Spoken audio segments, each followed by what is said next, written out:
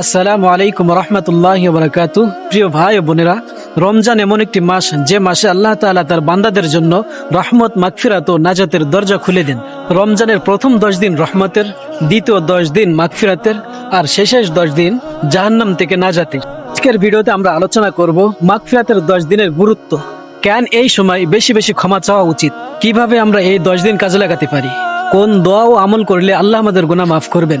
ভিডিওটি শেষ পর্যন্ত দেখুন, কারণ এই রমজান আমাদের জীবনের শেষ রমজান হতে পারে। মাগফিরাত শব্দের অর্থ হলো ক্ষমা, গোনা ঢেকে দেওয়া এবং শাস্তি থেকে বাঁচিয়ে দেওয়া। আল্লাহ শুধু গোনা মাফ করেন না, বরং বান্দার লজ্জাও ঢেকে দেন, এবং যে গোনার কথা কেউ জানে না সেটিও আল্লাহ গোপন রাখেন। রাসূলুল্লাহ সাল্লাল্লাহু আলাইহি সাল্লাম বলেছেন, যে ব্যক্তি ঈমান ও সওয়াবের আশায় রমজানে রোজা রাখে, আল্লাহ তাআলা তার পূর্বের সমস্ত গোনা মাফ করে দেন। সুবহানাল্লাহ, এটি কত বড় সুসংবাদ। আমরা সবাই গোনা করি, চোখের গোনা, কানের গোনা, জিহ্বার গোনা, মনের গোনা। কেউ মিথ্যা বলি, কেউ গীবত করি, কেউ নামাজে অলসতা করি, কেউ হারাম দেখি। এই রমজানের দ্বিতীয় 10 দিন হলো গুনাহ মাফের সোনালী সময়। আজ যদি আমরা ক্ষমা না চাই, তাহলে আর কবে ক্ষমা চাইব? আল্লাহ তাআলা পবিত্র কালামুল্লাহ শরীফে বলেন, হে আমার বান্দারা, তোমরা যারা নিজেদের উপরে জুলুম করেছো, তারা আল্লাহ তাআলার রহমত থেকে নিরাশ হয়েও না, নিশ্চয় আল্লাহ সব গুনাহ মাফ করে দেন। দেখুন, এখানে আল্লাহ কিছু গুনাহ বলেননি, বলেছেন সব গুনাহ। শর্ত একটাই, সত্যিকারের তওবা। সত্যিকারের তওবা করার জন্য 4টি শর্ত। 1. গুনাহ ছেড়ে দেওয়া। 2. গুনার জন্য লজ্জিত হওয়া।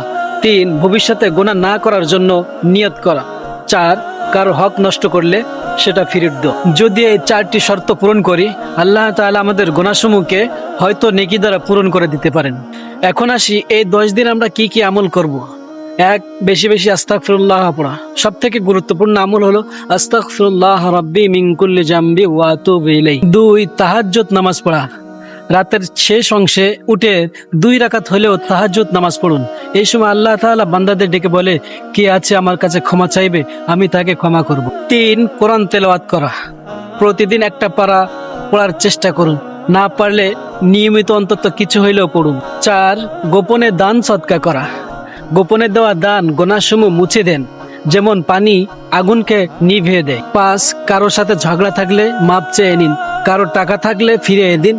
কারোর মনে কষ্ট দিলে তার কাছ থেকে মাপ চেয়ে নিন, কারণ বান্দার হক আল্লাহ তাআলা মাফ করেন না যতক্ষণ না সে মাফ করবে। রাসূলুল্লাহ সাল্লাল্লাহু আলাইহি সাল্লাম বলেছেন, কিছু মানুষ আছে যারা ক্ষমা পাইবে না। তার মধ্যে 1 ব্যক্তি যে শিরক করে, 2. যে ব্যক্তি হিংসা পোষণ করে, 3. যে ব্যক্তি আত্মীয়তার সম্পর্ক ছিন্ন করে, 4. যে ব্যক্তি মনের মধ্যে বিদ্বেষ রাখে। তাই আজই হৃদয় পরিষ্কার করুন এবং সবাইকে মাফ করে দিন। এই দোয়াগুলো বেশি বেশি পড়ুন। 1.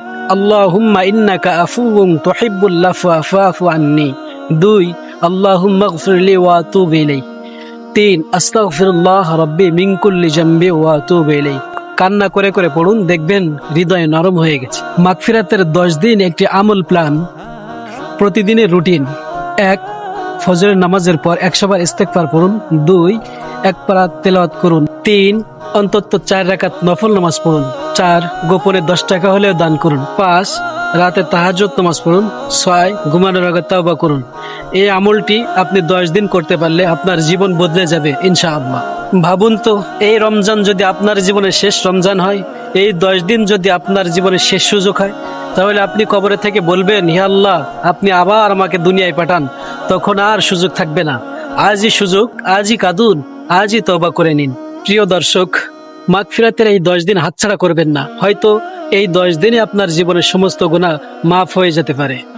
ভিডিওটি ভালো লাগলে লাইক করুন, শেয়ার করুন এবং কমেন্টে লিখুন আস্তাগফিরুল্লাহ।